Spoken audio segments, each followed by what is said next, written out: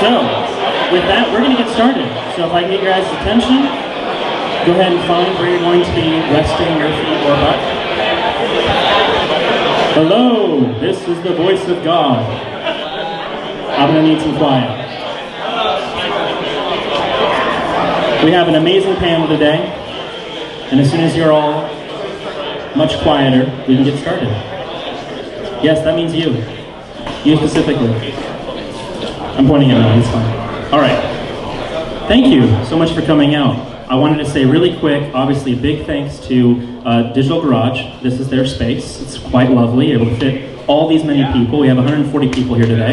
So a big round of applause for Digital Garage. They have their helpers around here. And of course, our sponsors, which have just fed and gotten you drinks. So we have Waxman PR. They're a huge supporter of ours. They've been around for quite some time. They're and we have actually one of the Waxmans here. He can raise his hand. There's Derek right there, Derek Waxman. So Waxman PR, they do PR for Bitcoin companies. Many of you have heard of. You can see them all on their website. They're based out of New York.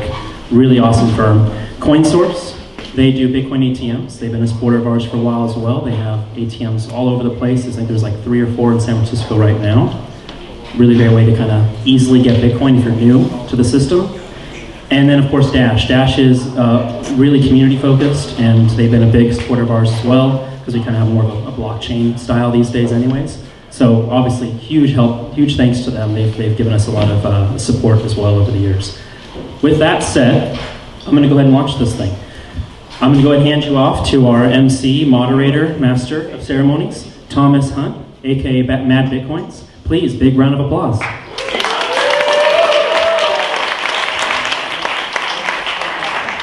All right, thanks, Travis. And we just would like to welcome our panel. If everyone could come down. We've got Lalu from Lightning Network, Eric Martindale, who used to be with Blockstream, JJ with First, and Elizabeth from the Lightning Network.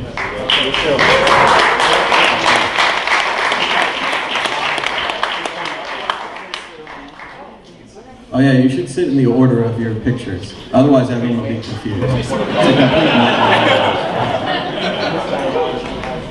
So I'd just like to start out with a show of hands. Who's really familiar with Bitcoin scaling? Who's an expert in Bitcoin scaling? Okay, who's just getting started with Bitcoin scaling? Okay, and who was kind of in the middle but didn't raise a hand? Okay, it's good to identify you people as well. But as I expected, we have kind of a lot of new people to Bitcoin scaling. So let's just talk first what the problem is. So Eric, there's too many people that want to use Bitcoin, and they all want transactions, and the fees are getting too high. What are we going to do? Hold on one second. Well, first of all, it sounds like it's a scarce resource, right? Right. There's a certain amount of demand for that scarce resource, and subsequently it's up to the market to define what that price is. So the price is going higher, the fees are out of control. JJ, what are we going to do? I'm not really here to tell us what we're gonna do, but I am happy about certain things that have happened recently that may improve the problem significantly. Right, are we gonna get bigger blocks? Because if we had bigger blocks, we'd have more transactions, right? So that would solve the problem. This is true. I think Lalu has some ideas about this, about bigger blocks. Yeah, actually. you think we should go with the bigger block solution? Oh yeah, biggest possible. Hey guys, Yeah, turn the mic on. No one's gonna believe you otherwise. Yeah, so that's why we're forking, basically just to make this happen, to make sure that we have sufficient capacity to get this done, and we just need it to be maybe like 10 gigabytes. Sounds reasonable. Those blocks What are you talking about, man? I mean, I can handle it. Like, I have a $20,000 computer back there. Like, it can do it no problem. So $20,000, that's expensive. we're going global scale. If you can't keep up, you're gonna be left behind. How did you fix the SIG hashing problem? We don't need to. We just paralyze it. It's multi-core, multi-CPU, multi-core. I think we should decrease the block size. It's gotta keep going up. All right, so if we were going to raise the block size, or maybe even lower it, how would we do it? What's the difference between a hard fork and a soft fork? Let's go to Elizabeth. We haven't heard from you yet. Yeah, so a soft fork is backward compatible with the network. So Typically, if nodes don't upgrade, it doesn't cause a new coin. With a hard fork, you're actually creating a new currency on the network. So as we saw with Ethereum, with ETC and ETH, the network actually split and you had 2 coins that were created out of that, right? So here we have Bitcoin Cash. I hear there's a supporter on the panel. And that is somewhat different from a fork in which an entity would claim that it was the real Bitcoin, right? So if you actually have somebody that's saying, okay, we're gonna fork and this will be the real Bitcoin, versus creating an altcoin that's saying, okay, this is a totally separate currency, we're just gonna take the transaction history of Bitcoin and we're gonna create a new currency out of it. You know, they're creating a new coin. It's different. So it's okay to have a hard fork as long as it's not contentious, right? If we had a hard fork, say, let's say they come out with, what's it called, DNA computers, and they can break Bitcoin and they just break the algorithm. We're all like, okay, we gotta change the algorithm, something DNA proof. Everyone's on board, we're gonna change it with biological computers, whatever they're called.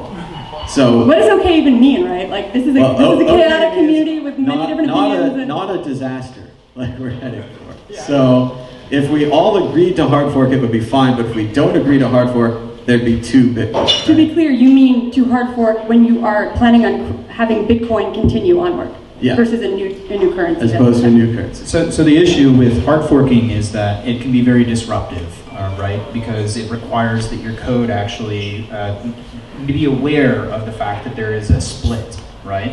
Because there could be confusion if we use the same transaction numbers, if we use the same keys, Replay attacks. replay attacks. Yeah, there's all sorts of very complicated technical challenges when there's any sort of hard fork. So if it's necessary, if you really want to avoid it as best as possible, but sometimes there are some conditions where you do actually have to change the core protocol. Like if somebody steals $50 million of your Ethereum. So that's the question, and this is where the real fundamental challenge arises, is because it becomes a question of governance. What becomes an acceptable portion of the policies to change via hard fork versus not? And at what point does the use of the system ultimately describe the agreement that you made when you agreed to use the system? Because if it's self-executing, the code is open source, which is an essential component of a successful ecosystem in this fashion. Sometimes. Software is very difficult to build, right? So the general thesis here is that all bugs become shallow given enough eyes, and if you can't introspect into the system that you're reasoning around, it's very difficult to make accurate assumptions about what it does. So this is why there's such a strong movement in provable smart contracts and things that you can absolutely calculate the outcome of those systems. But ultimately the challenge is governance at this point, is making the decisions about when to hard fork versus not. And then, All right, so who governs Bitcoin? Because I heard it was JJ. JJ, do you govern Bitcoin? Yes, I do. Well, makes all the decisions right here. We've narrowed it down. So you can hard fork it, you can soft fork It's a it. pretty simple answer. Just the miners govern Bitcoin, right? No. You gotta come kiss the ring if you want to change into Bitcoin. No, There we go. Is it I the mean, coders or the miners? If Who they have the governs most Bitcoin? work chain, that is Bitcoin. That's what we're following. End of story. That's it. So it's proof of work based, that's it. Purely proof of work. So it's being contrarian. And the thing is, the miners so- are incentivized to go along with this to profit maximize to ensure that the system will maintain its state. Because otherwise, they're losing their investment. They're losing these millions of dollars in data centers, all this free power they have, the business deals, and so on. Right, and that's actually why I recently have sort of changed my opinion on hard forks. I don't think that they're a bad thing as long as they're done correctly and there's replay protection and wipeout protection, because it's essentially creating a new network. I think with a cryptocurrency as big as Bitcoin, like, you're always going to end up with 2 chains, like always. Maybe three. But Even better. who gets the name? Who gets the name Bitcoin? Bitcoin does. yeah. The original. That's part of the problem here is that normally when you have an open source project and it forks, like if it was a mail project, I was going to make fast mail, it's so much faster, we call it fast mail. It would be easy to tell the difference between fast mail and mail. But the problem is everyone wants to own Bitcoin. Right. Even the guy that owns Bitcoin.com wants to own it. Yeah. Right. So I think originally with BU there was a lot more contention there because they were people saw them as trying to call themselves Bitcoin, But this Bitcoin Cash thing recently, they're not calling themselves Bitcoin. They're calling themselves Bitcoin Cash, and That's they totally have. different. I can see how my mom would know the difference between those two. No, no. This whole thing is a fight over what gets to be called Bitcoin. Well- when hard forks come into play, like that's what it's over. So right now, a couple of weeks ago, we had a New York agreement, and a bunch of businessmen from DCG made an agreement with Bitmain, who makes the miners, and they all agreed to do SegWit 2x, which was going to be part SegWit, which everyone kind of supports, and part 2x hard fork, which is very contentious. So what happened with that? Why didn't that just go smoothly? I heard they turned on all their miners recently, and they started signaling for SegWit, and originally SegWit was at 95%, which is an incredible amount of consensus, really a democratic consensus. But that was too much, right? That we couldn't get that. So they put through this thing called BIP91 that basically makes it so you can activate with 80%. So we were up to 80%, things were rolling smoothly, and then what happened, JJ, with the hard fork? We have yet to see what's going to happen with the hard fork. Well, there's been an announcement from the miners. Some of them. Okay, so there's sort of two hard forks on the horizon right now. There's SegWit 2x, and there's this UHF thing, Bitcoin Cash. My personal thoughts on a hard fork is SegWit 2x was a great idea because we got SegWit. Like, that's what got us SegWit. And everyone is shitting on it, and I don't understand why. It was a brilliant idea. Because when you set a precedent that's dangerous with backroom deals. All right. This is what I wanted to get to. That is bad for the future. All right, thank you. This is what I wanted to get to. This is the check and the balance, right? So if the miners are providing a service to the users of the network, and ultimately things are the value that the utility that the network provides. Anyone who's consuming that utility is a user, anyone. So that ranges from the businesses to the payment processors that help them accept Bitcoin, to the exchanges that grant liquidity into the network, to the people that truly want to hold on to value, right, and have a reliable, immutable store of value. And the miners are responsible for providing that service, right, the security and the integrity that is necessary for such a system to exist. Such a system needs to be decentralized. It can have no central party, especially if those central parties are likely to organize themselves into groups or power cabals. And we've seen this. Or cartels. And so we've seen historically in the Bitcoin network, we've seen this happen before, almost accidentally. If any of you recall, there was BTC Guild. They were very rapidly growing because they were building a very successful business. And they were approaching about 50% of the overall network hashing power. And subsequently, for the health of the network, because after all, if the network does ever becomes centralized in a point where there can be control, too much power amassed in one place, the currency actually loses value. So if you become to, Bitcoin is such that there is a service, a client-server relationship in a way, between the miners, which are providing the security of the network to the users. At the end of the day, the users of the network are the ones that are the final stop, the auditing of the messages that get relayed through that network. They are the users, they are the consumers, they are the final stop in determining what the validity of messages within that network are. Whatever blocks the miners decide to produce, it's up to the nodes to determine whether or not they actually relay them. Right? So there's this very clever balance, which is what makes Bitcoin succeed, between the miners and the consumers, the users of the technology, and all of the various business potential that a blockchain can provide, let alone an immutable one as strong as Bitcoin. Now I know Lalu is here representing Bitcoin Cash, so I suppose you support the idea of the miners owning everything. It would be a lot easier if they were writing their own code, building their own hardware, maybe even using their own Bitcoin. That would be simpler, yeah, right? we're seeing them do that, right? We're seeing them, basically promote certain development teams that are more aligned with, their viewpoints. And basically, we're seeing them more thoroughly follow Satoshi's vision, which is what matters, right? So when you say, which Bitcoin is the correct one, the one is basically read the white paper. It's very short, maybe like 8 pages or something like that. So easy. And just, read that, and you basically can then internalize the vision in your mind's eye, and then using that, you can then pick amongst the Bitcoins you see which one of them is true Bitcoin. Okay, so what's the vision of Bitcoin? Is it a currency or is it a store of value? Now, a currency, we're saying, gets spent a lot, gets moved around, is constantly in flux. The word currency means from the current, to flow.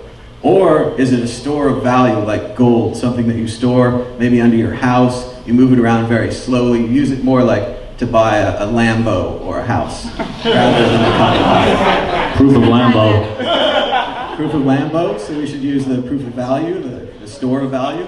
What do you guys think? Let's go down the line. Lalu, you're with the currency, right? You think we should move it around a lot? Yeah, because something cannot be used as a sort of value before it's actually used as a means of exchange, right? People are just holding their Bitcoin around and actually using it for commerce, and that basically defeats the entire purpose, right? Because otherwise, the way we get more and more people onto Bitcoin is they're actually using it day to day, right? They're using it and we create a closed loop of the economy rather than basically just having 1 megabyte blocks, which only a few people can use it. We democratize the system by allowing more and more individuals to use the system. The way we do that is to fulfill Satoshi's original vision, but basically a more hierarchical system, right? And Satoshi's vision is that the credit card companies don't work well, and the credit cards are hard to use, and swiping them is difficult. So they came up with that little machine where you dip and chip or whatever, chip and dip. But so is that it? Is that the reason to have Bitcoin? Because the problem with that reason is that the system here in the US works pretty good. Most of the developed world has the retail system down, so it's going to be very hard to compete with credit cards at that level. But we can drive the fees even lower by increasing the supply. Okay, so we can make the fees even lower with perhaps an So do unlimited supply. you raise the 21 million coin limit? Like, is that in the roadmap? No, that stays, as far as we know. Where do you stop? Where do we stop? Basically to the point where the block size limit is completely floating, right? We basically just let the market decide that we know that there exists equilibrium without a block size limit, where the miners themselves will basically, regulate their blocks to a certain size in order to avoid their blocks from being orphaned if they get too large. So. Okay, but if the miners decide they want to increase the 21 million limit, what do you guys do?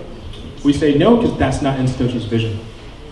But maybe Satoshi later on said something different. Oh, no, he's gone now. The words are immutable. They're there in the text. They're all timestamped there. We have various hashes and stuff. So I think we know. So trusting the words of Satoshi, JJ, are you more into proof of value store or are you more into a currency? I think we can have both, and there's many ways to have both.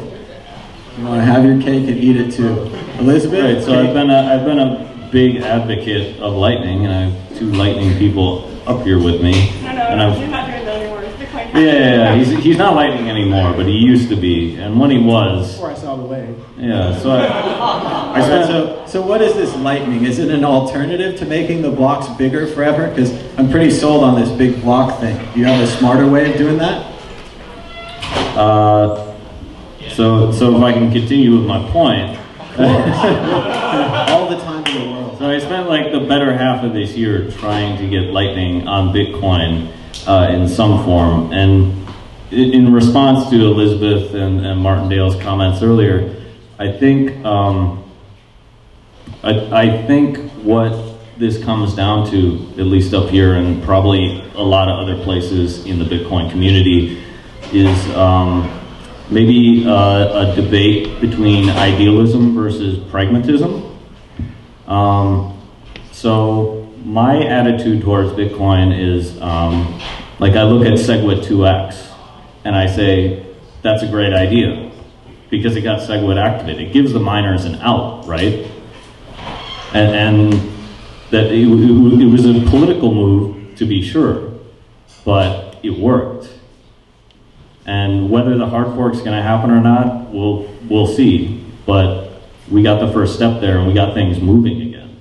So, as a Bitcoiner, I like to see progress more than anything. And whatever mechanism that progress comes by, it's not as important to me how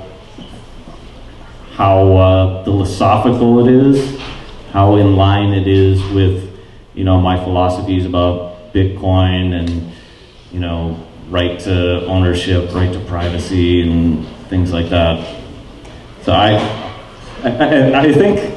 don't think I'm alone here. I think there's a lot of people in Bitcoin who have been sick of the stagnation for the past 2 years and just want to see things move forward. So this whole debate that's happening in Bitcoin right now is UASF versus SegWit 2x, and now there's this UAHF thing, and ABC. all I want to say is like, dude, we got SegWit. I'm ready to pop bottles and hodl. Like, we got SegWit. Like, we got things moving again. Well, so isn't that the beauty? Sorry. I'm next. So, to get to your original question, right, can Bitcoin... He said he'd answer it. He said he had lots of time. No, now I'm going to take lots of time. All right, lots of time. So, is Bitcoin a store of value or is it a currency and it means to transact? Well, I also believe it can and should be both. So, we may or may not both be working on building out Lightning, the Lightning Network. And Lightning is a layer 2 technology that uses real Bitcoin transactions.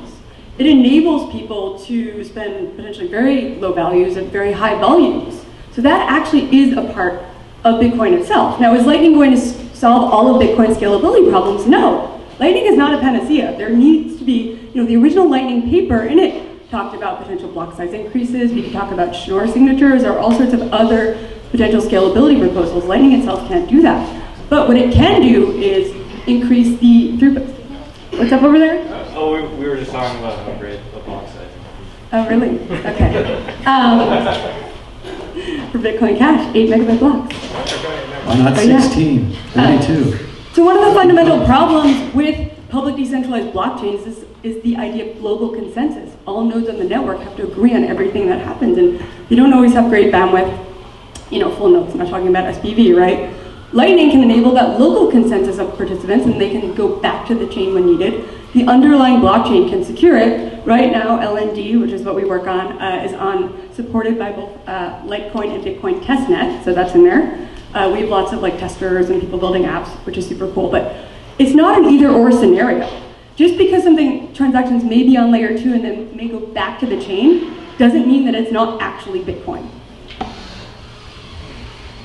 So I really think that blockchains are a terrible, terrible solution to doing payments, frankly. We could just use databases, right? Or any number of other interesting technologies like credit cards, which seem to offer a very quick, fast, convenient experience for making a payment.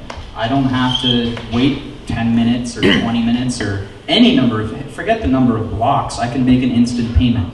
I don't think that we should even, I have struggled to understand the urgency of increasing the capacity of the network when the fundamental use case of Satoshi's original vision is still not met in the case of, it's just a bad user experience if I have to wait any number of blocks, right? So we should look to layer 2 solutions to provide the instantaneous transaction capability that some of these actual payment systems can provide.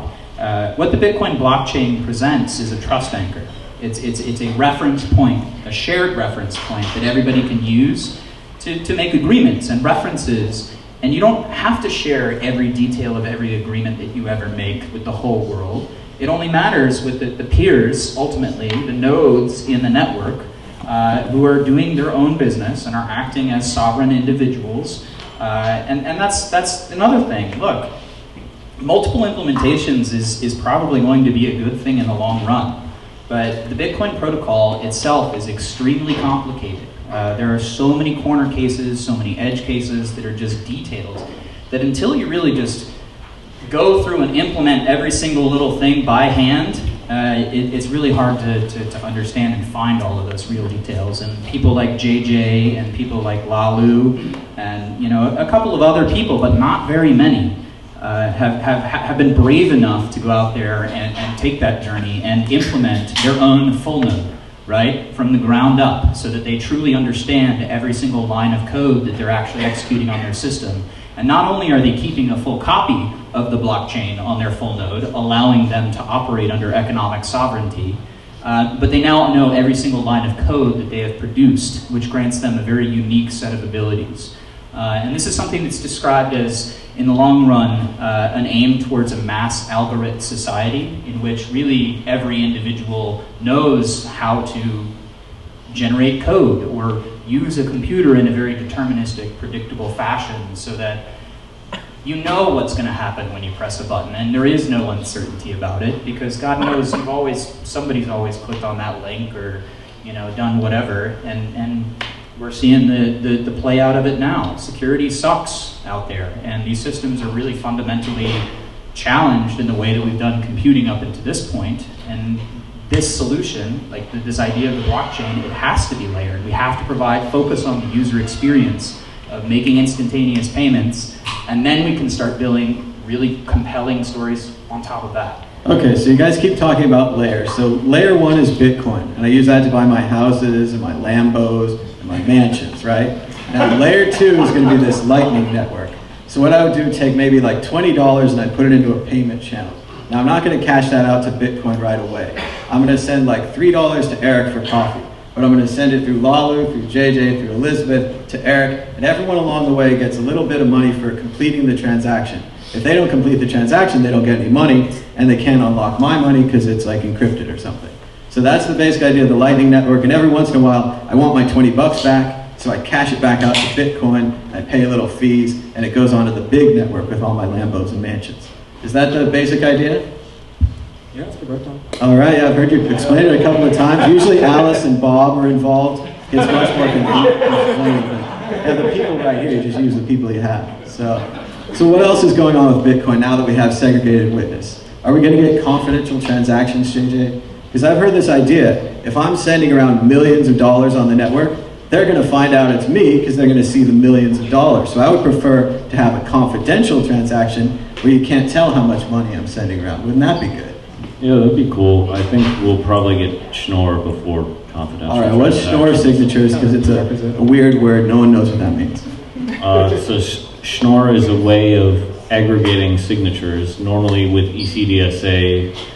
Well, it's a different type of signature. So Bitcoin uses ECDSA today. And ECDSA is slow and really bad. It has some like weird properties in like the math, which make it hard to do certain like cooler things, like trick-wise. While Schnorr is another signature, which actually predates ECDSA, which was previously patented, and maybe people didn't really know about that. So is it like a better kind of encryption or a better kind of public-private key? It's just like a very, very simple signature, and because of simplicity, it has some cool properties where we can do things like combined signatures. And signature, you don't just mean like I sign my name to a piece of paper, right? Oh yeah, so it's like a digital signature where basically I have a public key, and then using that with my private key, I can sign something, and using my public key, which everyone knows, they can verify it. So using this, I can authenticate anything I say, or me signing my money, or me log into a bank or something like that. So we used to just use that for email, right? We'd use PGP, we'd encrypt our message, we'd send it to somebody. But now we're using that for money with Bitcoin. How does that work?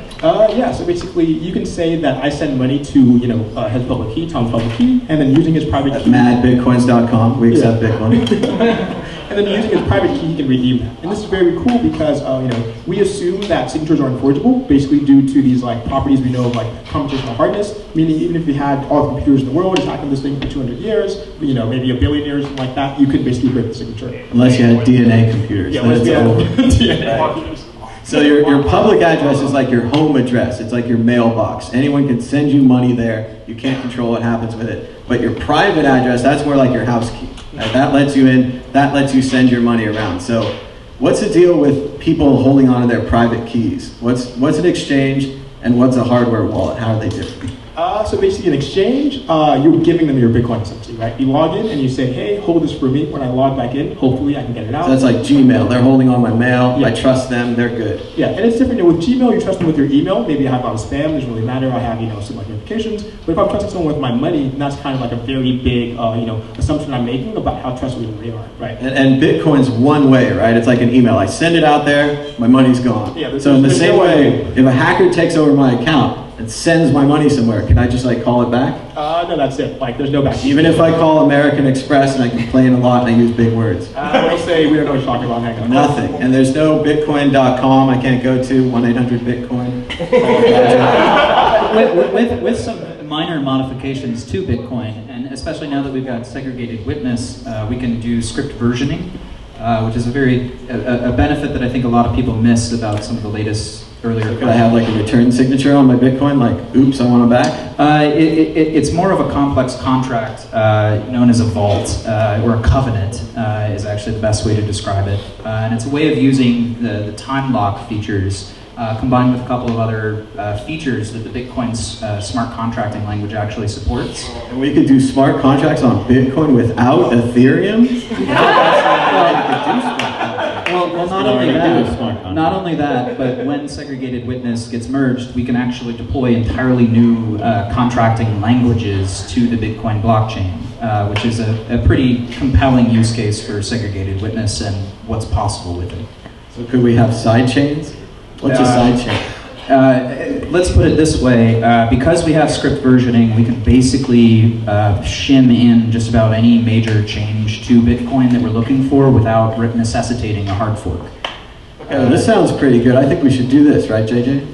Yeah, we absolutely should. And yeah, what Eric is talking about here is because scripts are tied to a version, they're actually called witness programs, and each witness program has a version. And this would allow things like re-enabling disabled opcodes and giving them safe consensus limits, which would allow for things like covenants, which actually allow you to do really cool things on Bitcoin. So this is where we're headed now, and this whole meeting should really be a celebration because we're finally going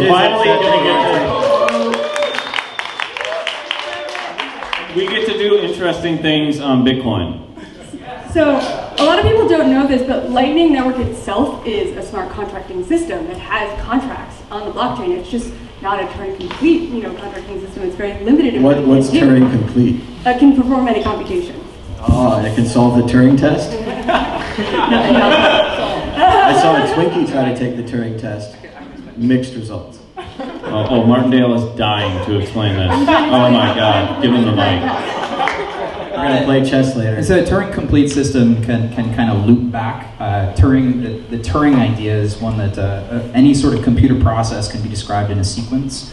But if you can jump back and do certain things, there are certain properties that allow you to build an entire computer program from this. And it's general purpose, so you can write a series of instructions and compile it down to a Turing complete ticker tape type thing. However, this presents a computational challenge because if you can loop back, you can't really predict when the program will ever end. And so Turing complete systems suffer from something called the halting problem, which means that you can't, it's only a matter, there's got to be a law for this at this point. What, that you always bring up the halting problem? So Martindale's law. There we go. You can't reason about how expensive it will be to run a program is basically the result of this. So you want to design a system where you can reason about how expensive it is to run a program because after all, if you can't predict the outcome of what you're about to do, it's very hard to do business. Well, so Vitalik created Ethereum, this amazing world computer, and you can run anything on it. But isn't that also the problem? I've heard it described as a huge attack surface for hackers because you can run anything on it, right? JJ, should we be able to run anything on Bitcoin? No, not in the style of Ethereum because that would be very unscalable. With the chain would keep getting bigger and bigger. We'd be like more gigabytes every day, right? Right. So people complain about scalability problems in Bitcoin, but Ethereum has like 1,000 times the scalability problems of Bitcoin, which is why it's kind of funny that everyone is at each other's throats in this community when you look at Ethereum and there's very few full nodes actually validating the network. And maybe someday they'll fix that, maybe they won't.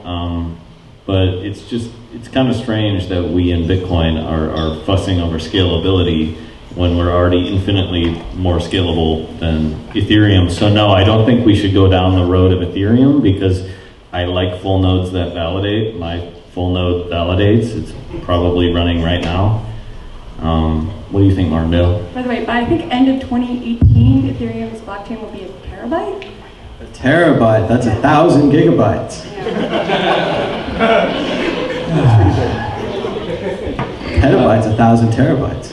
Fun fact. No comment. To me, it's something else. Well, look, I mean, Ethereum, you look at the network, and I think you can, there's maybe, I don't know what the actual number is, but as far as I understand it, the actual instructions to set up an Ethereum node of any sort actually instruct you to turn off full validation. So the Ethereum network isn't even really running validation. It's just a peer-to-peer network just kind of very quickly validating things. That's terrifying to me, knowing the amount of money that's actually flowing through that system, frankly. Right, yeah, so I would agree with that, and I would prefer to keep complex features like Turing completeness and all the features that Ethereum offers out of layer 1 and move it to layer 2 possibly. I don't know, Lalo, what is Bitcoin Cash doing these days? What do you think? I mean, we're basically focusing on getting replay protection in there to ensure that exchanges will list us, because we're on like BitC right now, a few other ones, but we were requested that we need replay protection, which Are you means guys doing two-way replay protection? yeah. So well, the way we have it, it's policy right now, so it should be okay. It's not directly consensus. I think it's consensus. I looked at it. The two-way, no, the two-way is No, policy. it changes. The two-way. The two-way is policy. Oh, okay. The one-way is SIG hash. Yeah, the one-way Change SIG hash. Yeah. Okay. This basically means that when you have two chains, everyone basically has double their Bitcoin, right? So if you move your Bitcoin on one chain, it's going to move on the other chain, which can be problematic because you may like lose money inadvertently, or you may not realize where Or you're you might get confused because there's so many things called Bitcoin and no one can keep them straight. But all of this happened for a reason, right? Eric's wearing the hat, the UASF. Now, we were all having trouble getting scaling. Some people said it was because a strange program called ASIC Boost allowed the Chinese miners to run at 30% faster, giving them no reason to work together on SegWit, but that's just what some people say. Other people say that we need to scale now. So they set up this thing called the UASF, and it was kind of like a bar out there, and it said, by August 1st, all the blocks on this network should be scaling SegWit, or else we're going to have two chains. So what happened? It seems like that worked, right? We got the New York agreement, everyone was on the same page. A couple weeks ago, we were going to do SegWit 2x, but then Lalu and some other people from Via BTC came along, and they said, why don't we just hard fork anyway on August 1st, because we were going to anyway. So Eric, should they just hard fork anyway? What's going to happen? What is Bitcoin Cash? Look, if people have a fundamental disagreement with the existing consensus of the network, then let them fork off. Okay, so anyone can hard fork.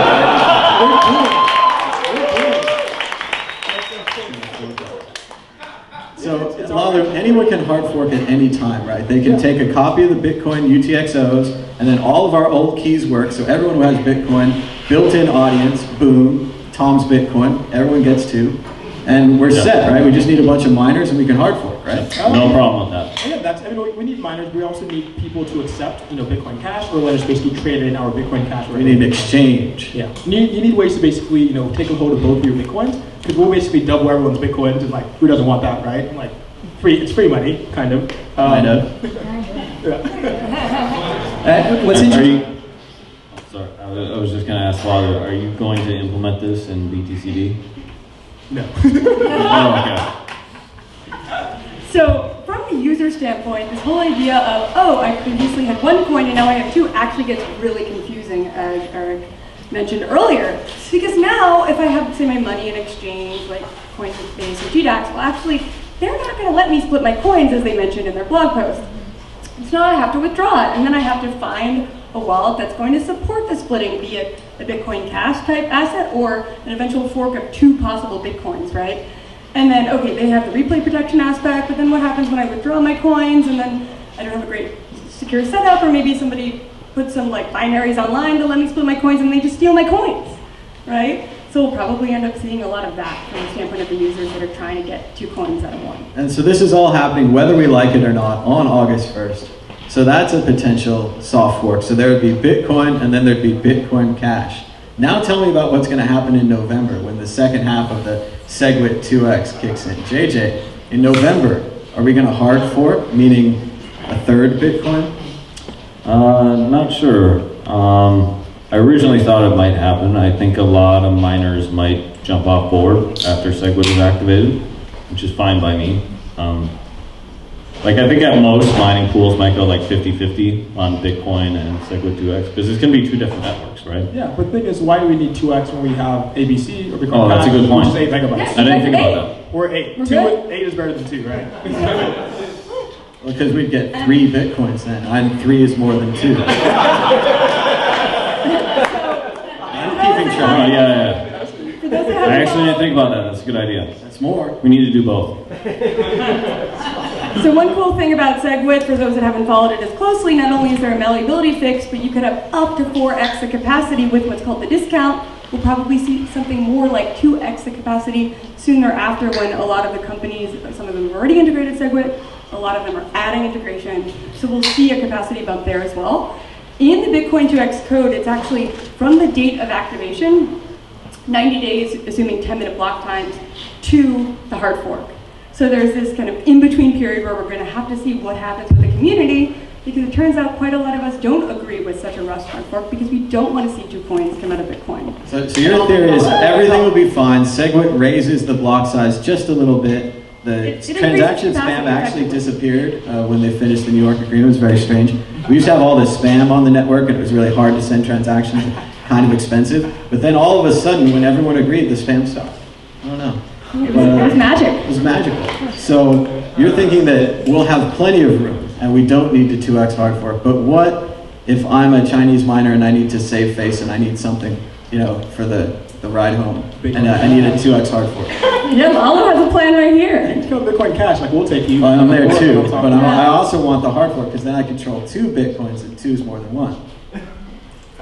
Facts. The total value might plummet of both The combined. total value would plummet. So the problem is that the value of Bitcoin Cash isn't going to be the same value as Bitcoin. That doesn't seem fair. It has the same name. It might be more. Oh,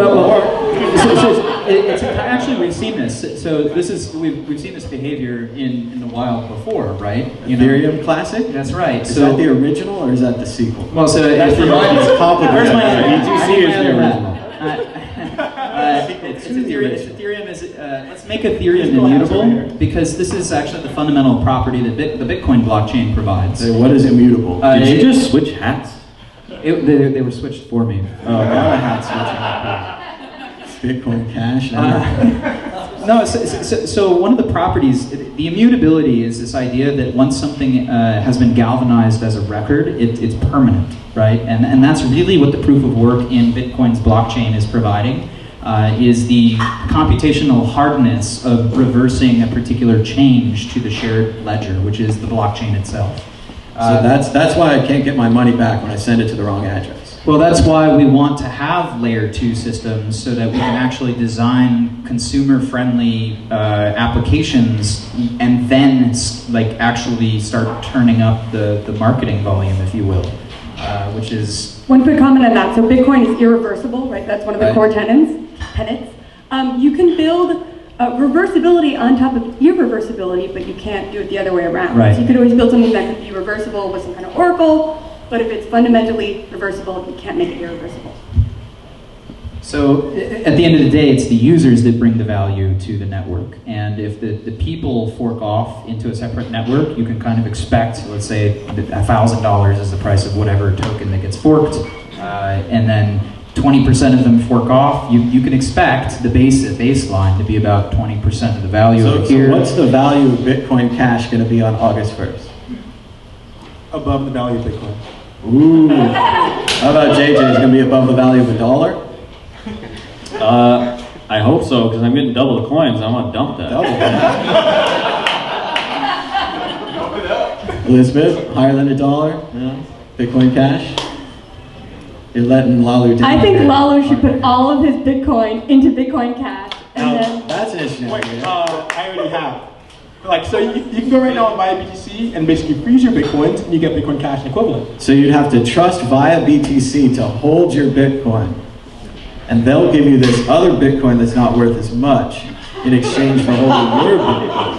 Not worth as much yet. Not worth as much yet. I mean, think about it Yet. this way. Like, I'm getting in at basically $300 Bitcoin Cash, right? This is going to go back up eventually to 2,500 or so I'm going to make a lot I of money. I saw a chart like that for Ethereum. They said after Bitcoin went to 160, it went to 2,200. So there you go. We'll see. So I'm long Bitcoin, which means hodl hard. Okay. If I believe it's hodl. Sorry? I believe it's hodl.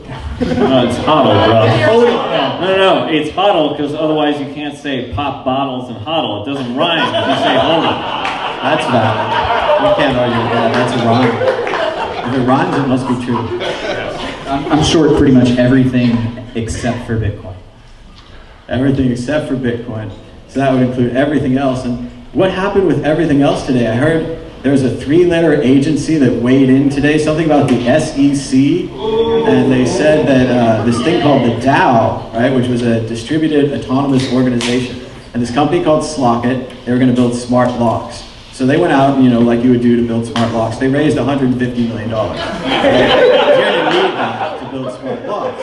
And unfortunately, they stored it all in the same account, and it was all there, like just sitting there, it was fine. And then somebody came along and created a sub-account and stole $50 million of their dollars. And then they created sub-accounts and he created sub-accounts. And it all went down, and that was the DAO, right? But what did the SEC say today about the DAO? Eric. I'm going to take this one because it's my area of expertise, yeah.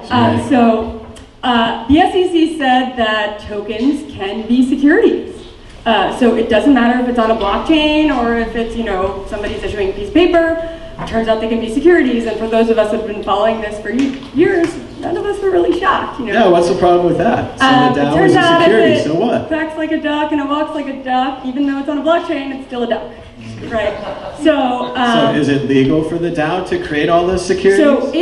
So the folks from the DAO would have had to have registered their security, and the SEC even said, even if you're not a corporation, even if you're a distributed autonomous organization, it doesn't matter. If you're a Swiss foundation, it doesn't matter. You can still be issuing. Panama? Yeah, Panamanian, Cayman Panama too, Islands, okay. name your, shelter for exactly. Mars? No. So if you issue a security, so unfortunately they didn't actually give us a lot of guidance as to what a security is in this space. Well, we have There's the this Howey test called the test, Howey right? test, but they took a really easy case. It was very obvious that DAO tokens were securities, right? Because investors expected profits and they were reinvesting this. They were saying it was like a venture capital fund. They were going to take this DAO and invest it into other things, not just smart locks. Other smart things, maybe. The SEC also made a few interesting points. First off, they said that exchanges that list these types of securities, if they don't register with the SEC, well, it turns out they're engaging in illegal activities, and then participants. So this is described as somebody who's playing a very substantial role, could be a large investor, could be somebody who's facilitating it, even if they're not, say, the founder of the company, could also be liable if they're issuing unlicensed and unregistered securities. So it turns out crypto tokens are not immune from the SEC if you're at all tied to the US. This is probably a good thing, right? I think it's a good thing. I think that we're seeing, with the current ICO craze, vastly overvalued assets that actually aren't providing very much value, and the investor protections like transparency, reporting, investor voting are not present. So I think we'll see a lot of people wake up transparency, now. things like that are important. We don't realize it now, but back in the 20s and 30s, there were all these great scams, and you could make all this money real easily. Like, for example, if I had an ICO and you gave me $1,000, and there were no rules at all on these ICOs, I could take the $1,000 and reinvest it. Now I have $2,000. Then I could take it again and again and again, and I could just roll the thing up. And there's no one to say what I'm doing with this money. There's no one to stop me from doing that, right? Under the old system, before the SEC stepped in. Well, in the law, you have this scenario where, for example, you're speeding, right? And you're going like 100. Well, what you're doing is illegal. I'm in a hurry. But there may not be a cop there to stop you, right? So you can still be engaging in activity that isn't necessarily illegal, even if it's not being enforced. You should be able to pay more. Pay more to go faster, right? Self-driving cars, they'll just go like 120. But yeah, so it's not a question of whether now these things are illegal, it's just a question of the interpretation of what the law now is. So the previous things can still be securities, basically. It's not a new law. So we'll have to see how all that turns out, because that just happened today, right, on the Twitter. So anything else you guys want to say about Bitcoin scaling? One of the big things that I don't think anybody's really talked about is how do we come together as a community, right? Like, we're all sort of working in the same ecosystem. I think a lot of people are starting to call it crypto economics and crypto finance. A lot of people are working on blockchains, and there's a lot of ideas that are bouncing around. A lot of good ideas are circulating around in various different projects, and different people who believe different things or have different backgrounds flock to these micro projects. And I think one of the things that we need to start focusing on is on not duplicating work, and how can we start more effectively communicating as a wider community and start sharing some of the learnings that we've all individually had from the trials and tribulations of doing blockchain-based technology and dealing with the incredible regulatory environment that's emerging as a result of this revolutionary technology. People need to start just genuinely start figuring out how do we work together on building better systems together, because that's ultimately the only way that any of this is going to take hold in the way that I think all of us really are looking for it to take hold.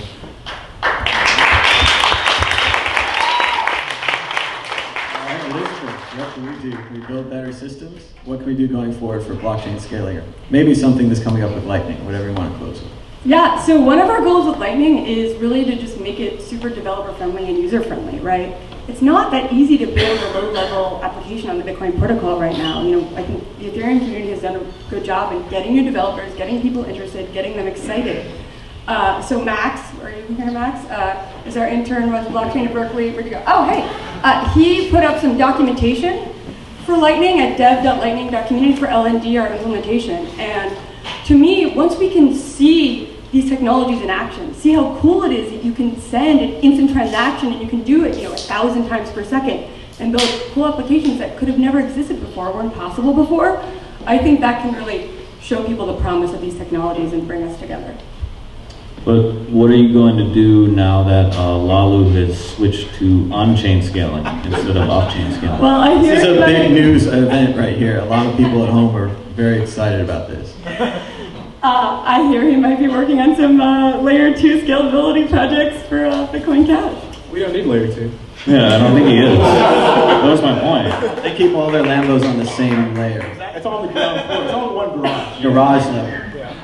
Like a quick comment though, I think it's important to acknowledge though that Bitcoin can and will be under attack, and it's only going to get worse from here, right? Like governmental attack, like people trying to break the network, people trying to steal funds. I mean, we've seen a lot of this with the Parity hack, last week in the Ethereum community. There was a bug in their multi-sig wallet. So we need to work together as a community, but also keep in mind that people are going to try to attack our system, and we've got to defend it against that. And it's only going to get worse, and Bitcoin's only going to grow and go up. I think we can both agree it's definitely going to get worse. JJ, what can we do? It'll get worse and going- it'll get better. And then better, maybe. JJ, what can we do going forward on scaling? What's the solution? Or is it time to party? Well, first of all, it's time to party, and then once we're done with that, we can focus on scaling more. We had some champagne, sorry. You had champagne without me? Yeah, What the hell? I didn't invite us. Pop some bottles. Wait, you pop bottles without me? Alright, we'll get another one. All right. You should have put that on a blockchain. Yeah, I don't know. Yeah, once we get back to scaling, personally, I would like to see, first, there's actually many ways to still scale just on layer 1. And then once we get to layer 2, there's still the possibility of many different solutions there, not just Lightning, other kind of smart contract based solutions. And I think Eric Martindale over here is looking into something on layer 3, which should be interesting. Hint, hint. www something? But what I would really like to think about is, I mean, after this whole mess is finally over, these past few years of this scaling debate, what did we learn? What are the next steps for that in terms of activating soft forks, hard forks? I don't know. What do you guys think? Should we do BIP8? What do you think? We don't need any of that. Yeah, we don't need BIP8. We just hardcore, right? I mean, so what we really need to do is get Bitcoin back on track, right? We need to get back to the original vision of Bitcoin. We make the blocks bigger, we get more users, miners get more fees that way, we increase the network effect, the price goes up, and that's what we all signed up for on the first day, right? We can do micropayments on chain, we don't really need any other thing, as long as the fees are low enough, right? Fees can be low enough if the blocks are big enough. It's a very, very simple parameter change. So, Lalo, question. Are you guys going to lower the block time to 10 seconds?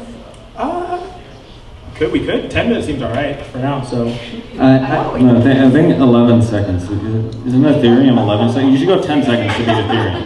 I mean, Everything is, we're keeping some safety measures, okay? So I think one of the greater contexts here is that building distributed systems is actually really hard, especially when you're starting talking about game theory and the economics of Well, the incentives, right? Everyone Yeah. has to have a reason to participate, and sometimes they just want to make their own chain. They just want to take the ball and go home. So that's why we have to That's all right. be very, very precise and calculated about changes that are fundamentally made to the system.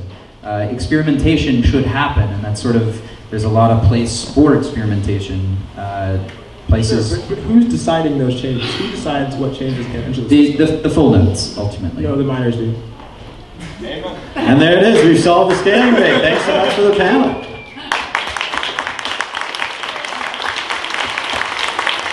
Travis, we're going to do some lightning talks, right? Travis, are we ready for some lightning talks? Oh, we don't get any questions? Yeah, do questions if you want. Let's do this. So we got a lot of questions. This doesn't happen often at Bitcoin meetups. I'm excited. How much time do we have? 5 to 10. It's 5 to 10. They're short. No two-part First questions. person I saw. You heard it. One part question, or I take the mic away. Lalu, we want to thank you for coming out and explaining everything. Your point of view was one that I've been looking for a long time. But I just want to ask you a question. Do you and your colleagues realize that the vast majority of users really want Bitcoin to stay at one coin forever so that the store of value remains intact? Ideally, that's how it would be, but it just comes to the fact where if we're basically at a standstill and we have this option to fork, we can do so, and we think eventually that our chain, Bitcoin Cash, will basically become the majority chain, right? Soon you basically just know Bitcoin is Bitcoin Cash, that's what will come. The other chain will basically just go away because everyone will switch over to our chain and continue that way forward. But it's not ideal, it's a little bit of disruption, but we think it's necessary, right? Sometimes you have to have civil wars and you have to move on from that in order for something to keep growing. Hi, Nick Anderson. My question's for Lalu. Bitcoin Cash sounds extremely centralized. Why should we trust those that issue it? I don't think centralized. We have basically most of the miners agreeing to continue to do this thing. We have multiple developer teams that are working on this, including like Nchain, Bitcoin Unlimited people.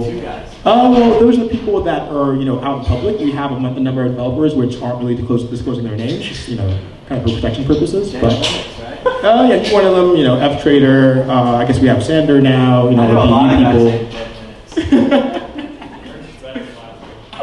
So it may appear that way, but I think we're actually more decentralized than the base chain. So the Bitcoin, as you call it too. Right here. So I have a question for Lalu, but can you talk about one thing that you agree with, one thing you disagree with, but articulate as best you can the other side's view about why Bitcoin Cash is not good? So. Okay. So why people think Bitcoin Cash is bad, you're saying? Yeah. Okay. What do you think their best argument is? I'd say maybe their best argument is that,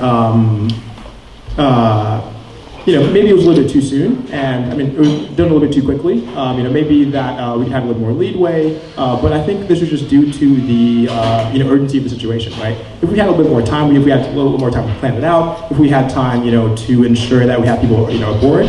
But the main forcing function was BIP 148, right? If 148 didn't exist, we could have taken our time, we could have written the code, more specifications. But that was, it was a forcing function, so we had to act if we wanted to maintain, what we think Bitcoin should be. Yeah. Alright, one more question for Lalu. Since, There are other people. Okay, okay. I know, right? After this, no more questions for Lalu. We got big blocks. I am on record that YBTC is exit scamming and they want the Bitcoin from guys like you right now, and you will never get that Bitcoin back since you're clearly in the loop of the Bitcoin Cash. Can you please tell us who runs YBTC and you gave them your Bitcoin to split it for you? And how do you know you get that Bitcoin back? Like, who runs that pool? Where are these people? Who are they? What makes you so sure you're ever going to get that Bitcoin back? Well, I'm as sure as depositing on any other exchange, really, right? The exchange happens to be YBTC, kind of like a little bit newer exchange. So YBTC, initially they were just a pool, but then they got, I think it was like 20 million RMB, investment to basically create an exchange and a number of other services. It's about trusting them to keep my Bitcoin safe, like I was saying, any other chain would do the same thing. But my advantage of doing it this early is that I can convert my Bitcoin to Bitcoin Cash at a lower exchange rate, right? So I think there's going to be a greater upside. If I could wait until August 1st, but then I'd be in the same position as all these guys, right? So I want to be in a better Well, position. excuse me, I'm a high-ranking member of the ASIC Boost cartel. So Bitcoin ABC. I think I'm already in on this. Perfect. I just don't talk about it as publicly as you do. Yeah, I'm representing, right? So thanks for everyone for the great panel. And question for everyone for a change, which is, it's true, the Ethereum community does have better development tools and more developer support. As a developer, what should I be doing? How can I help the ecosystem? I think generally one way Bitcoin developers can help out is basically just to get better documentation out there, to continue to spread the knowledge that we've all earned basically over the past 4 or so years we've been involved, right? So initially it was pretty difficult to get into Bitcoin, where basically there was a forum, there was some IRC stuff. You basically had to read the code from there, right? That's very, very labor intensive and not something everyone else can do. But what we can do, the people that already gain this knowledge, we can basically write more and basically spread the knowledge and develop communities and do outreach events, maybe do some things like the boot camps that Chaincode did to basically continue to recruit more and more developers. But I think one thing worth saying is that you won't necessarily have a very, very large number of developers at the base layer essentially, because that's like saying not every developer works on the kernel, right? Some people basically do JS applications, some people do Android, and so on, right? But I think eventually that will start to as we build more layers on top of it, there'll be people that specialize in layer 2 applications, and layer 3 applications, where you don't necessarily need to know all the nitty-gritty details about how do you do signing and things like that. You basically have a channel, and you have instant payments, and then from there on, basically all that's abstracted away, right? You just know that I open the channel, and then if I need to go back to layer 1, it's going to be separate for me. So it's kind of climbing up and down the layer of abstraction when you need to do so. I think we can basically continue to build that up, and once we have kind of a mass developers at layer 2, then we'll basically see the things that people wanted to build in Bitcoin initially, which maybe they weren't necessarily able to do because of the immaturity of the ecosystem or the lack of knowledge that they have. And from the standpoint of Lightning apps or labs, as we may be calling them, labs, right? Dapps. We have some new developer resources, dev.lightning.community. We created an LND Slack for our implementation, Lightning Network Daemon. If anybody wants an invite, just ping me afterward, I'll send you one. It's open to any developers. So just checking out resources, trying to get started with testing or building apps or giving us feedback would all be really helpful, and the goal really is to make our implementation as developer friendly as possible and to get folks like you involved in building new applications. Really? We're calling them laps now? Yeah, we don't debate about that. Max. One of the, this is an open source thing, right? There's so many different components. Like Lalo was saying, you don't necessarily need to be able to write C++ to contribute to Bitcoin or the ecosystem. I would recommend specifically going and finding an open source mentor on a project that you may be using in something you're building. Go find it, obviously look at the issues lists on some of these open source repositories, because being open source people, we tend to even track even the most mundane tasks that way.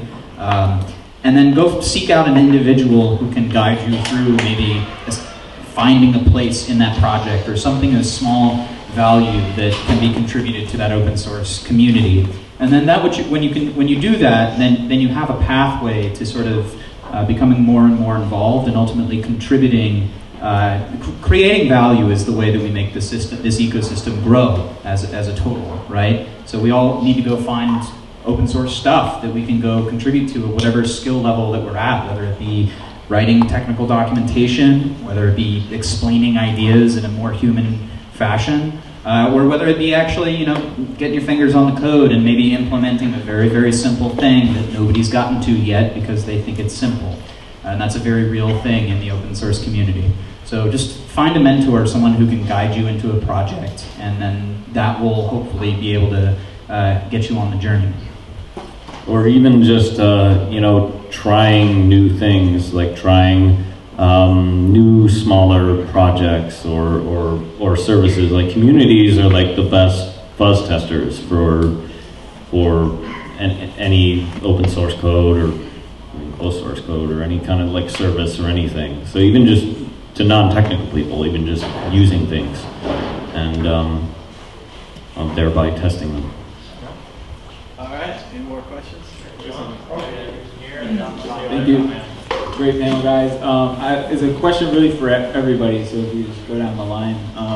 John Matonis, he's a member of the nChain team now, longtime Bitcoiner. He actually had an op-ed in Bitcoin Magazine recently where he kind of gave his perspective about governance, how changes get into Bitcoin going forward.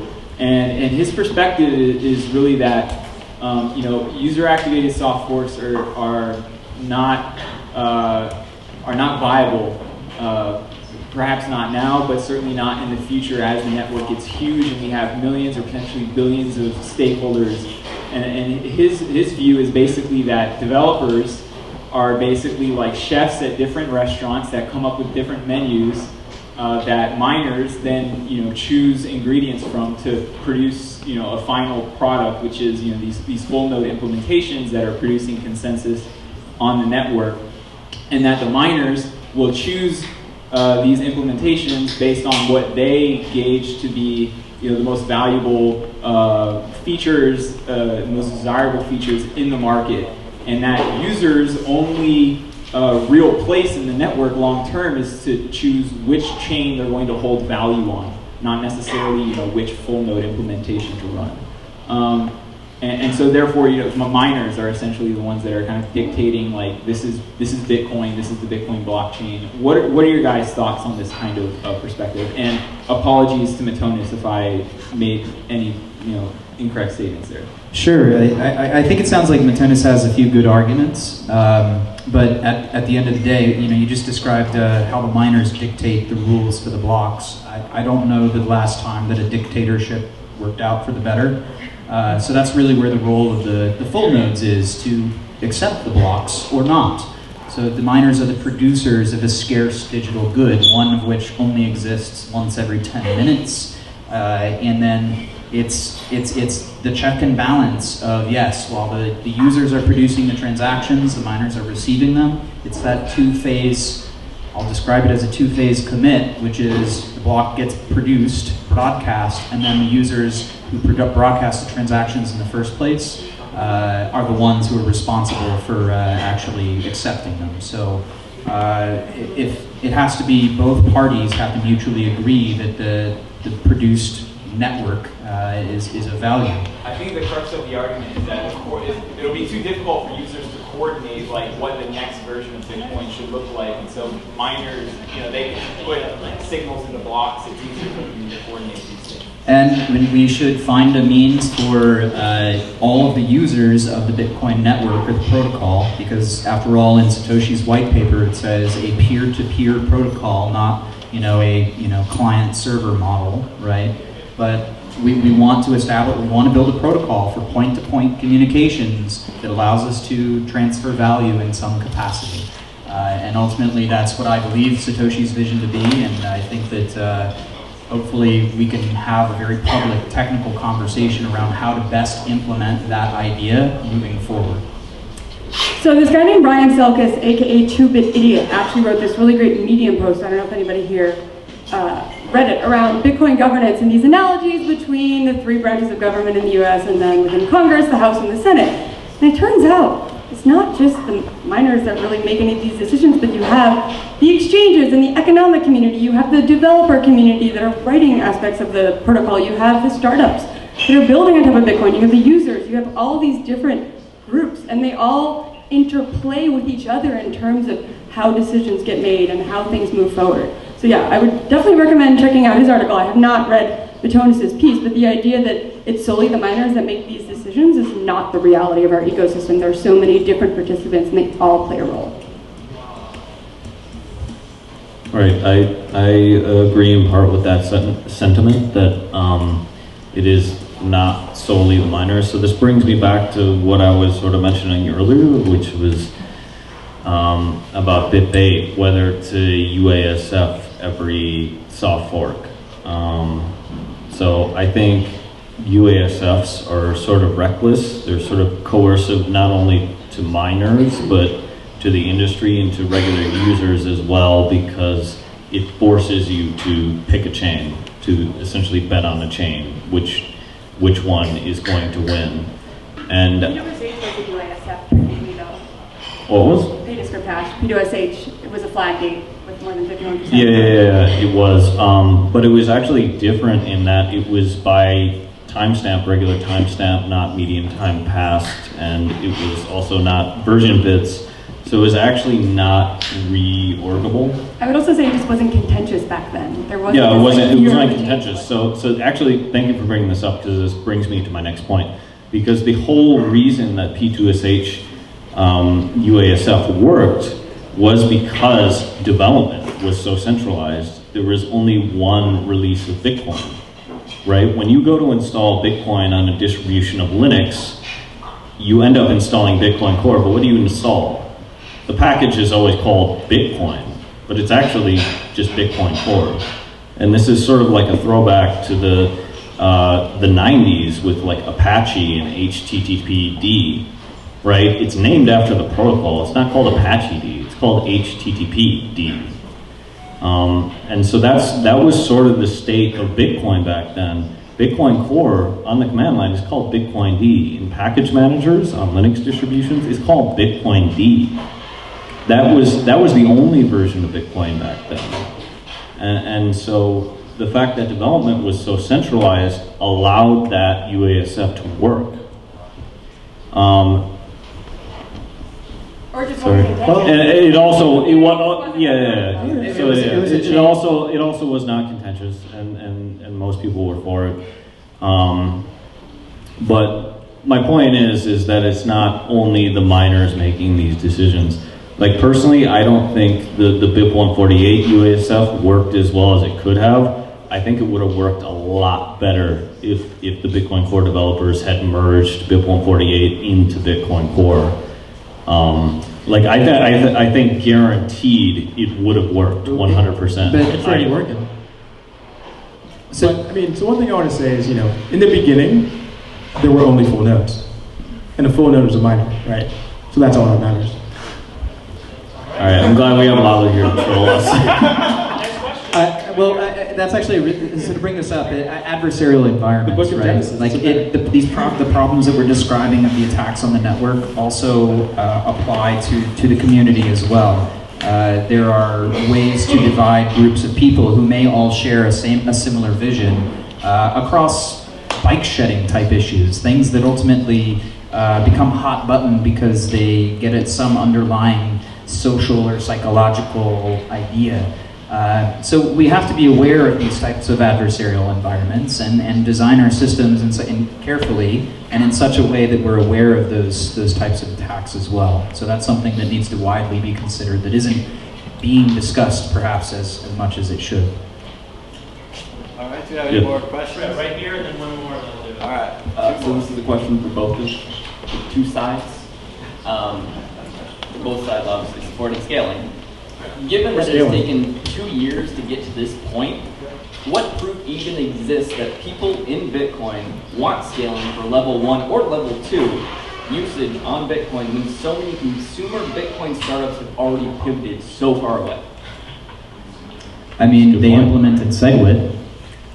They wrote the code to get us a 3.7 multiplier on the amount of space available for transactions. I think that's a really compelling answer to the question. The fact that there is a scalability solution that has 100% support at this point is an indicator that people do want things to scale, it seems. Well, it has 100% support because it's BIP 91 is reorging blocks. It might only be 80%. It's hard to tell, right? Unless you're watching a full node. We'll see. One answer is that I think a lot of people wanted things to move more quickly than they really could, right? It took a long time to really come up with SegWit as a soft fork and then code that and test that. Right now we're still in the mid-90s when it comes to the development of the internet in terms of Bitcoin, blockchains, and all of that. I think people want us to be in like 2010, and we're just not there yet.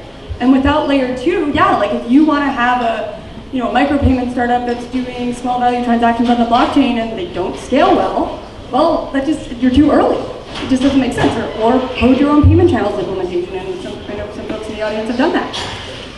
But the idea that you are going to have to rely on the early aspect of these blockchains when they really didn't have all these capabilities, right? So we're talking about Schnorr, we're talking about cool smart contracting things that can be done now. Like, it just takes time to code these things, to design them, to test them, and to deploy it. Well, to those startups, I'll say that if you can pivot once, you can pivot twice. Scaling is coming. So yeah, the question is why do we even want scaling? Was that the question? I think the better idea behind that is why use Bitcoin when other altcoins are also focused on scaling and already implemented. Okay. Bitcoin has the best developers. It has the most momentum. Yeah, it has the best developers, and it has the best memes. It has HODL. It has gentlemen. It doesn't have chicken. Litecoin got that one, but I want to reclaim that from Litecoin and bring it to Bitcoin. So there's this great comic that Vlad Zamfir had made. I don't know if people saw it on Twitter, where there are all these lines for different coins, and then one guy's like, "Oh, do you want scaling? Like, go to that line." And it turns out like it's a currency that nobody's using, right? And nobody's on there. It turns out you can send transactions; they're really cheap. But all public decentralized blockchains have scaling limitations. Like, this isn't unique to Bitcoin, and there are going to be a lot of problems. Tuji talked about Ethereum and their scalability issues that are going to come up, but this is not at all a Bitcoin thing. This is a public decentralized blockchain thing. It's a distributed systems thing, right? Yeah, on a more serious note, I actually think that Bitcoin is the most scalable cryptocurrency today. So, I don't know why we're arguing, because it's like we're still light years ahead of everything else. Yeah, so Bitcoin has achieved the network effect that it needs to bootstrap an incredibly sized infrastructure upon which all of these businesses can operate. There's so many more libraries, support tools, and so much community wisdom, ultimately, of people that have dealt with this technology, that it does have the best depth. So a lot of people look to it as the core trust anchor. But then over time, what we're looking for is figuring out how these systems can be interoperable, so that if multiple blockchains emerge that offer specific, targeted, specialized purposes, that there is a way for the users of those systems to move value between them. And that's something that several large companies have attempted to accomplish at this point, and really that's the direction that things need to go. Right? At the end of the day, hopefully, the systems that solve the problem that people need solved are the systems that ultimately end up being used in those contexts. And what the Bitcoin blockchain offers is fundamentally the most secure record of account in existence right now. Right? It's so difficult to reverse the chain. There's nobody, because there is that development process the way that it is, there is nobody that you can go put a hood over, put in a room and torture until they make changes the way that you want. Rubber hose attacks, they're described in crypto for a large period of documentation. But to play devil's advocate for a second, those are those evil miners you always talk about. Those are the ones securing the chains. So what do you have to say about them? So this is the question of the S-curve of adoption. Bitcoin, where this technology ultimately, we're in like the very bottom of the S-curve. We're about to see this Cambrian explosion of utilities, as everybody's kind of seeing out there with the applications of blockchain-based technology. I love Martindale's scientific references. And it is true, everything from the Cambrian explosion died, right? Good point. Torch it all, right? I mean, but ultimately, the best will emerge, and that's going to be the system that everybody relies upon to build the next layer of tools and technologies. All right, one more question? Yeah, so we have one last question over here, and then we're going to call it a wrap. But people stick around, you can still chat after. And we're doing lightning talks right after this question too, so don't get up. Hi, thanks for talking today. Question, so as you talked about, Elizabeth, you said that the SEC came down and made a pronouncement of some kind, early stage pronouncement. I still don't think you have any idea about the space. But they come out and say the ICOs or even cryptocurrencies are considered securities. No, hold on. Not all cryptocurrencies. Certain tokens can be. That look and act and feel like this, it's clear. So with that in mind, it looks like they're starting to take a harder look at it. And a lot of the U.S. based exchanges don't accept securities, right? Right? I understand it. They don't accept securities, right? Where they trade tokens or so on. A lot of those, I'm still new, so please. Oh, okay. So right now there are quite a few exchanges that have a lot of, for example, ICO tokens on them that are trading. Yep. And what this recent report, I believe they called it a report, said was, if those tokens are securities, and it's still pretty up in the air, we don't exactly know, but I'm willing to bet some of them are, especially when there's been an ICO or an initial coin offering for these, then those exchanges that are listing these tokens also are required to register with the SEC to be official securities exchanges, otherwise they're in violation of the law, right? So basically, I think what we're going to see is we may see certain exchanges, go down, or we may have the SEC going after them if they're listing what they consider to be illegal securities. But right now, it's still somewhat up in the air. Right now, all we know is that at least some tokens are securities because the DAO token is a security. We don't know, is it way more? Is it all? Certainly Bitcoin would not fit the definition under how we test of a security. So it's still very up in the air, but at least we know that if you're on a blockchain, it doesn't matter, you can still have a security on a blockchain. With that in mind, do you see a lot of these further ICOs going offshore because of the fear of this? I would not want to be doing an ICO right now. By the way, we have a Lightning Sparks ICO that... Yes, we do. Pre-sale coming soon. Yeah, it's coming soon. No, not actually. It's our joke ICO. Lightning Sparks and then Lightning Specs. That's our new one. But I would not want to be doing an offering right now where you're raising a substantial amount of money for a token that's either going to be sold immediately on exchanges or pretty soon thereafter, unless you are very much in compliant with various laws.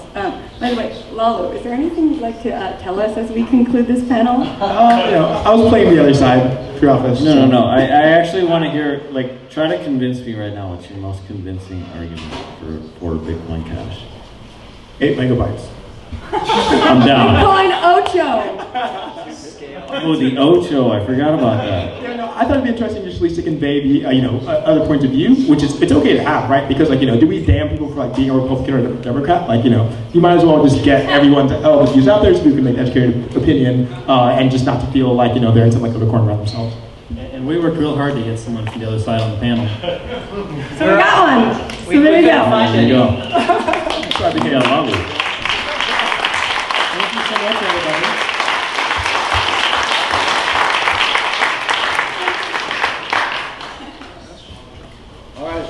All right, let's pop bottles and hodl. So we're going to do lightning talks really fast. Anybody who signed up and you have to be on the list, just come over here. It's like 30 seconds to a minute, and then move on. We go really quick. I appreciate everybody kind of being ready. First up is Kurt. Hey guys, I'm going to give you a couple of free items. If you haven't planned for your retirement, come to BlockCon. We're giving away free Bitcoin. In another 20 years, your retirement will be done. The second thing, if you come and get the card from me, you'll get free tickets to BlockCon, which is in Santa Monica, on 10 a.m. So Ryan is speaking there, Cone is speaking in there. Just come and get the free tickets from me. Thanks, Kurt. If I get everybody's attention just a little bit longer, we've done really quickly. Just sort of stop the talking for now. Oh, that's the panelists. All right, Daya. Hi, my name is Daya. I'd like to thank Travis and his group for putting this together. It's really good. So everyone can be quiet so we can hear the lightning talks. We can hold on for just a second. Okay. I run the second biggest blockchain, Bitcoin, and cryptocurrency group here in San Francisco. And if you want to hear some great topics like what you heard today, you're welcome to come. And our next topic is going to be on ICOs, given the what's happening with the new ruling. And it's going to be a very exciting event. Thank you. Thank you, Dyer. And I'm going to jump in here. I put my name on the list. First of all, big round of applause to Tom for doing the amazing moderation job tonight. And all I'm going to say really fast is anybody who doesn't realize, me and Tom are actually doing a startup. We just started, we launched a demo site a couple days ago. It's called Curio Cards.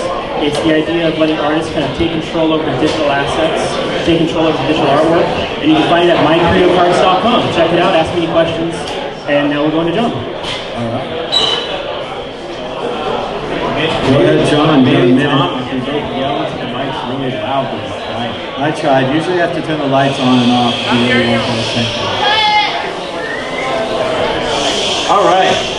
Thanks all for coming out. This meetup is awesome. And thanks for the panelists. My name is John Light. I work with a company called Bitseed, and we develop Bitcoin full nodes. So these are like little computers that run the Bitcoin software and fully validate all of the blocks. We are actually looking for a software developer right now. So if there are any developers in the house that are used to coding web applications, PHP, JavaScript, and you're interested in working on Bitcoin software, please come talk to me, and I can tell you all about what we're working on at Bitseed with Bitcoin full nodes. Also, for anyone else that's interested, you can check out our project at bitseed.org. Thank you.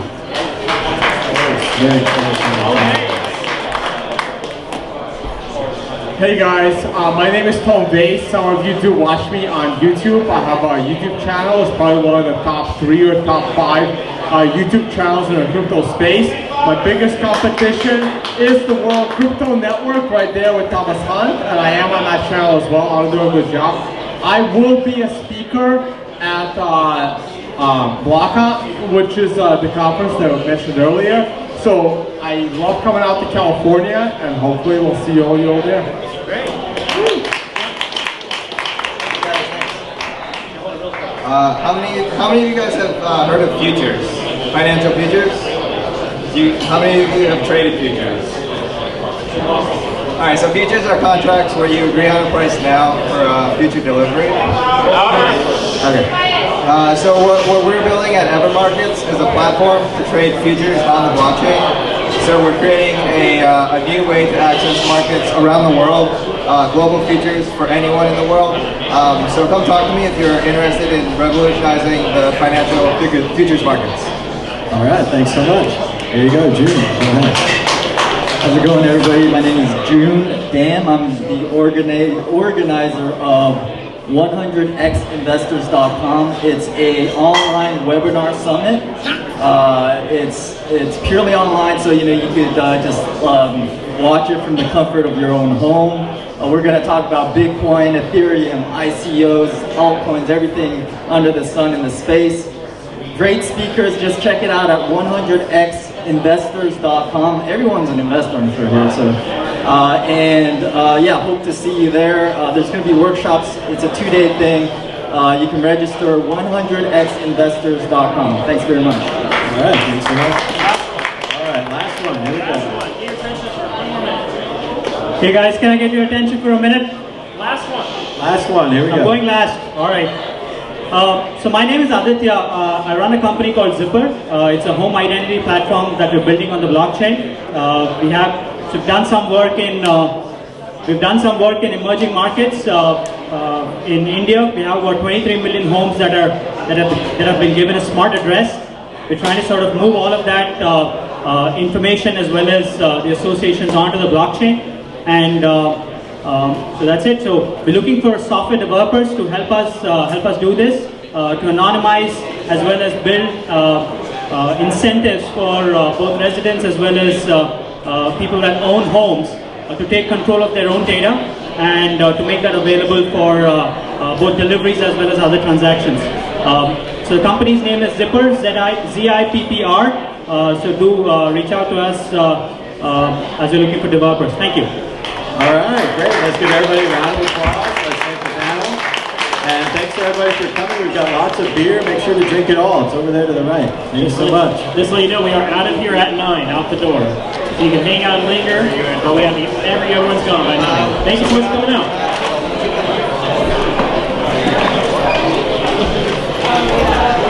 So Ledger X allows you to